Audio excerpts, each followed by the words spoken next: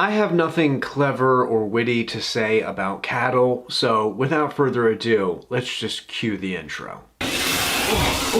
Knowledge is power. I'm getting handsome now, aren't I? As I get older, they stay the same age.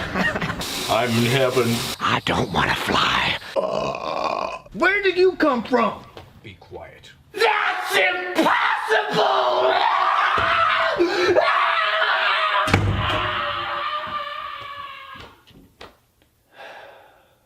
Al-An'am, or the Cattle, is the 6th chapter or surah of the Quran. Before I give you my general thoughts on this chapter of the Quran, I would like to first read about a paragraph or so from my studied Quran concerning this chapter and what it's about. Revealed in the Makkan period, Al-An'am clearly addresses the challenges faced by the Prophet and the Muslims engaged in a religious struggle with the idolatrous Makkans. The surah takes its name from the discussion of idolatrous ritual prohibitions on the consumption of certain kinds of cattle and the Quranic assertion in response that God puts no such restrictions on the cattle he has created and allowed for human consumption. The primary concern of the surah is to refute through powerful arguments various kinds of idolatry in general, including the worship of idols, celestial bodies, and jinn, and to discredit the idolatrous and humanly invented ritual practices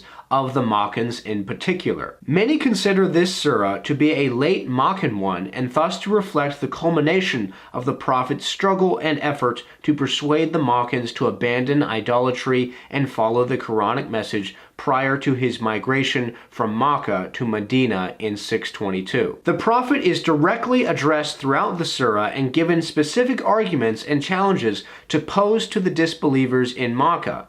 Its verses collectively sum up the Quranic argument against all forms of idolatry. So now that we've given a brief summary and description of what this surah is about, let's now talk about whether or not I even enjoyed it. Did I get anything out of chapter 6, the cattle? You know, all in all, I really enjoyed this chapter. I didn't have nearly as many issues with it as some of the previous chapters that I've read in the Quran. But I will say, at the same time, it definitely was not as gripping or as interesting as some of the previous chapters in the Quran, since kind of the main subject of this chapter is just not, I guess, as interesting as the subjects in the previous chapters. I mean, as I just kind of read there, this chapter focuses a lot on idolatry and, you know, Muslim arguments against idolatrous forms of worship. And that is interesting. But, you know, a lot of these arguments are directed at people and cultures that are no longer really relevant to today. But even with all that being said, I mean, we'll go through them here in a second. There are definitely passages and verses in this chapter that I did find really compelling and really interesting and absolutely worth talking about. So, without further ado, let's jump into the analysis portion of this review on chapter 6 of the Quran,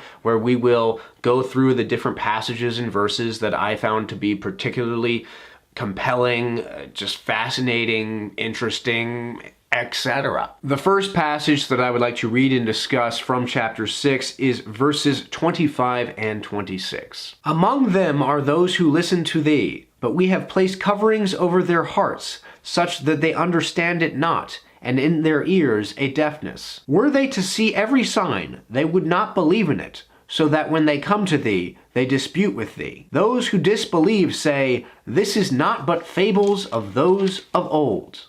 And they forbid it, and keep away from it, and they destroy none but themselves, though they are unaware. So the reason I wanted to talk about this passage has not so much to do with the context surrounding the passage, but more to do actually with a phrase coined by a Christian author named C.S. Lewis. And the phrase he coined, which I think is brilliant, is called chronological snobbery. I think chronological snobbery is like the great disease of our time.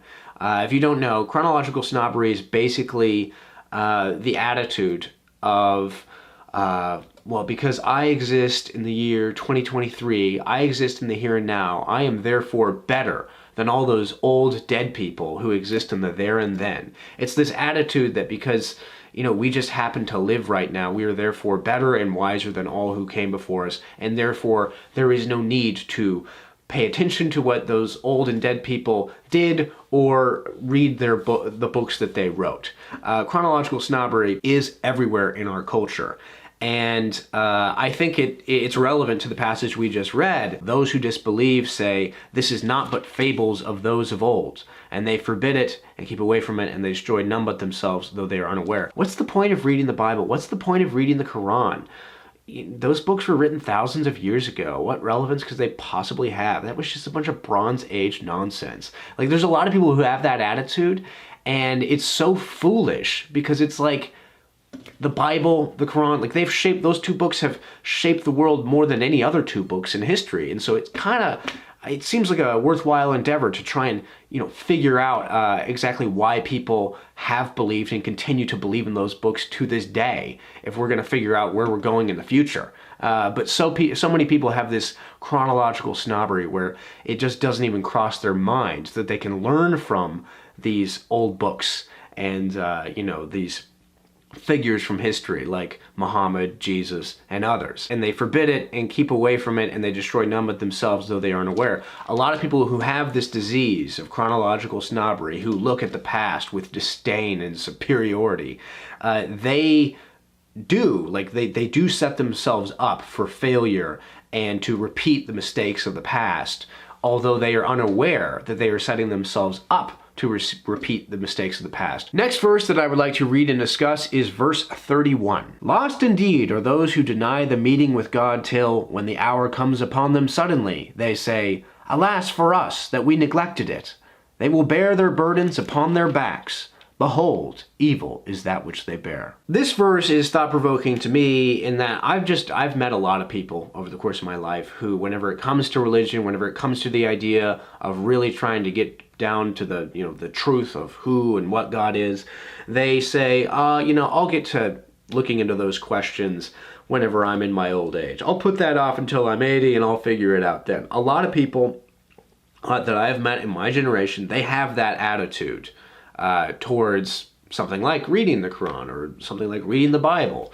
They're like, I don't want existential angst, so I'm just not going to have it in my life right now, and I'll get to that later. Of course, the foolishness of this attitude that a lot of people have, really comes out whenever, they unexpectedly die. Like, they're assuming that they're going to make it to old age.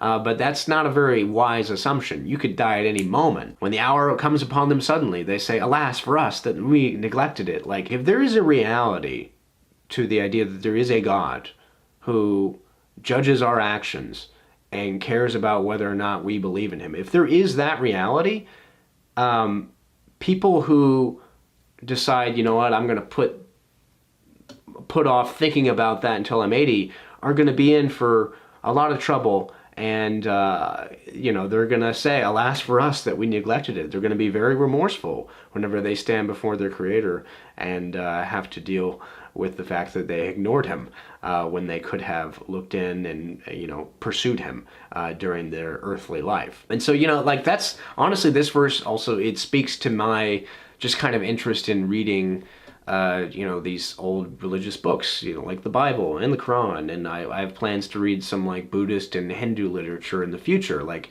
these are important things to deal with now, because the only thing available to me is this moment.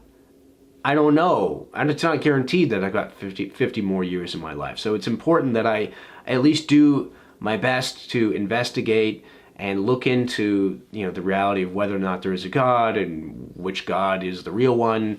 Because, I don't want to be one of those who says, alas for us that we neglected it, who's caught off guard by getting killed suddenly in this life. The next passage that I would like to read and discuss is verses 42 to 44, and I would also like to read the associated footnote with these verses because I think it just adds a whole lot of context and really explains what these verses mean in a way that I just don't think I can do off the top of my head. We have indeed sent messengers unto communities before thee, and we seized them with misfortune and hardship, that they might humble themselves. If only when our might came upon them, they had humbled themselves. But rather their hearts hardened, and Satan made all they used to do seem fair unto them. So when they forgot that whereof they had been reminded, we opened unto them the gates of all things, till, as they exulted in what they were given, we seized them suddenly, whereupon they came to despair. And now let's read the footnote. The Quran mentions misfortune and hardship together elsewhere as means by which human beings are tested. Many commentators suggest that the first refers to loss of wealth in straitened circumstances, and the second to illness and physical suffering. Encounters with both good and evil serve as tests of faith, since ease may make people overly exultant or forgetful, while adversity can make them despairing or ungrateful. Tests of adversity or ease are sometimes mentioned, as here, in connection with the sending of prophets and messengers. The circumstances of either hardship or an alternation between hardship and ease serve to deepen the spiritual test brought by the prophet. In verse 43, when people fail to respond to such tests of adversity with humility, their hearts are hardened, while Satan causes their actions to seem fair unto them, so that they see their evil actions as good. Although this is a satanic tactic, the Quran also suggests that this delusion is a general human tendency. They forgot that whereof they had been reminded, that is, they forgot the lesson they should have learned from their misfortune and hardship regarding their utter dependency on God, and they forgot the message brought by the messenger. In response, God did not send immediate punishment, but rather opened unto them the gates of all things, removing their suffering and granting them ease and prosperity. This divine interweaving of hardship and ease is likened by some to the actions of a caring father, who is by turns harsh and gentle with his child, seeking to cultivate moral character. Alternately, God's temporarily granting ease to those who reject his messengers and allow their hearts to be hardened rather than humbled by adversity can be understood as a means by which they are lured further toward the world. A hadith states, "When you see that God has given much to one of his servants in this world, despite his disobedience, it is only as a temptation." Like those before them, they exulted, thinking they had been blessed and that their actions were therefore fair, in the sense of beautiful and good. Came to despair renders mubilism, which also connotes those in a state of regret or those who are dumbfounded, unable to speak in defense of themselves. It is said to be related to the name Iblis, a name of Satan in the Quran. Their sense of despair, when God seized them suddenly, was heightened because of the contrast with the ease and prosperity they had enjoyed previously, just as Iblis's banishment is more dramatic in contrast to the nearness to God he had previously enjoyed. The overall effect of these verses, and others like them, is to encourage detachment in relation to adversity and prosperity in this world, avoiding both bitterness and self-satisfaction, and to engender an awareness that the vicissitudes of earthly life are merely a divine test and do not necessarily reflect either divine pleasure or dissatisfaction. This in the Quran is pointing out that God may actually test people by giving them the good life for a period of time. Like, that's just so interesting, because a lot of people do, whenever they get the good life, maybe they grow up religious, they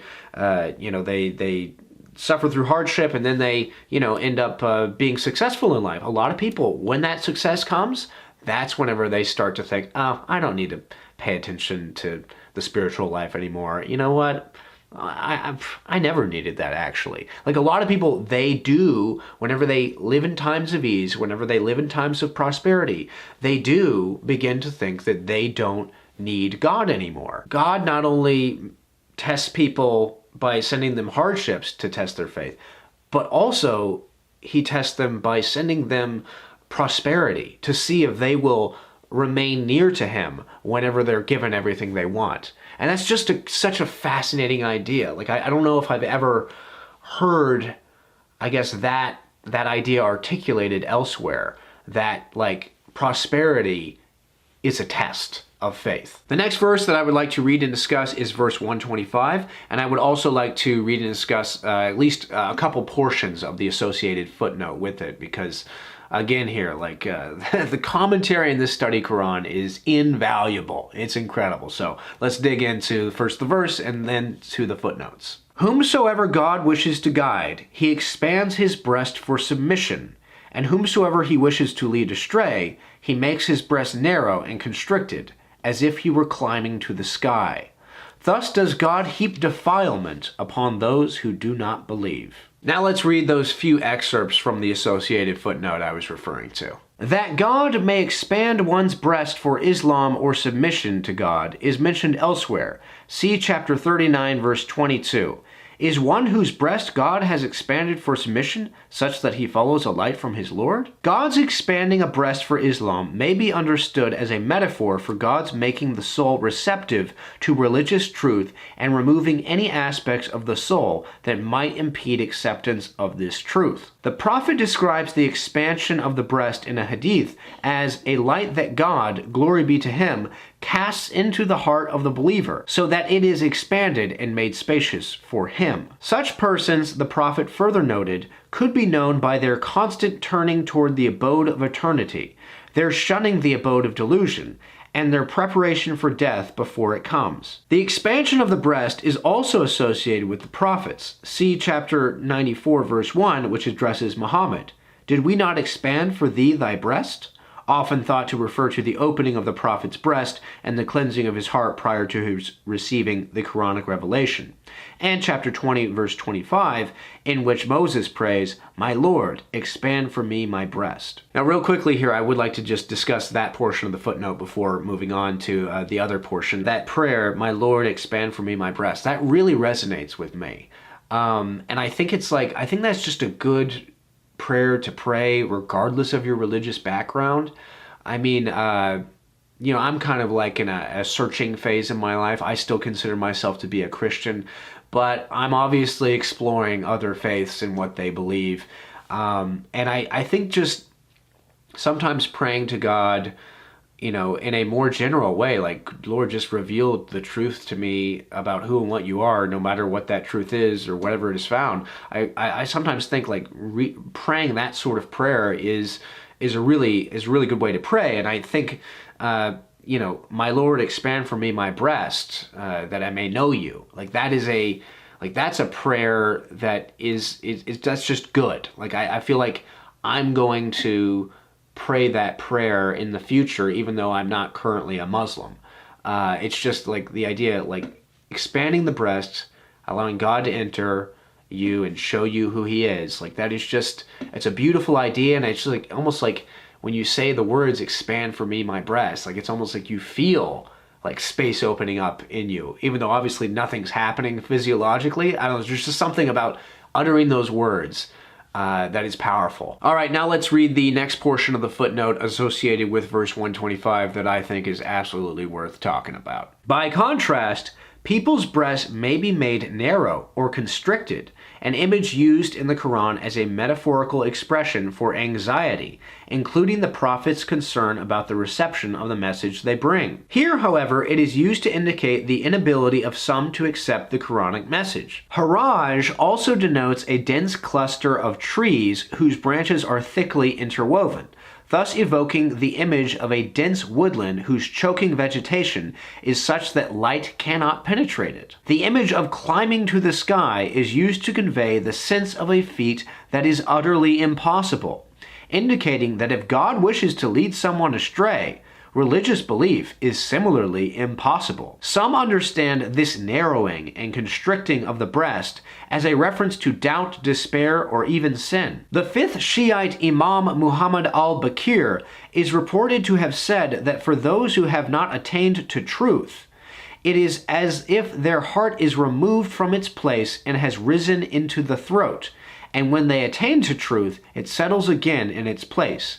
He then quoted this verse. Thus does God heap defilement upon those who do not believe, could refer to God's punishing the disbelievers in various ways, including, perhaps, by permitting Satan authority over them. Again here, like just like the description of the breast, like, we were just talking about like the expansion of the breast, but the narrowing and constricting of the breast, that imagery, and then being made to feel like you're trying to climb to the sky, like all of that language, it really does speak to the way I have felt in my life when I have been anxious and worried about the future and not trusting in God. Like that definitely resonates with me. And here it was talking about, that can come like if you're closed off to the Quranic message. And obviously I'm exploring the Quran and whether or not it's true. But I also just think that idea of like the tightness in the chest, the narrowing and constricting is like, that's generally applicable